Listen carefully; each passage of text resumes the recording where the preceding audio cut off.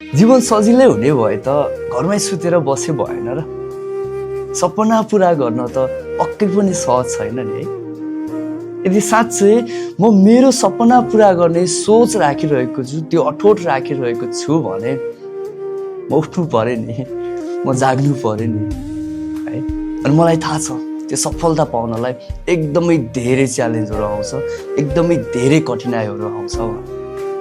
तर मलाई यो पनि थाहा छ कि त्यो सबै कुराहरूसँग मैले फेस गर्नुपर्छ, म लड्नुपर्छ, तब मात्रै मेरो भोलिको दिन राम्रो हुनेछ। त्यही भएर आज मेरो जीवनमा सङ्घर्ष आयो भनेर म हार चाहिँ खाँदैन अनि म थाक्दैन पनि। त्यति बेला एउटा मात्रै कुरा सम्झिनेछु कि मलाई जति धेरै मेरो लाइफमा च्यालेन्जहरू आउँछ त्यति नै राम्रो मेरो भोलिको दिन हुनेछ। र त्यसको लागि चाहिँ आजको यो च्यालेन्जहरूले मलाई सिकाउनेछ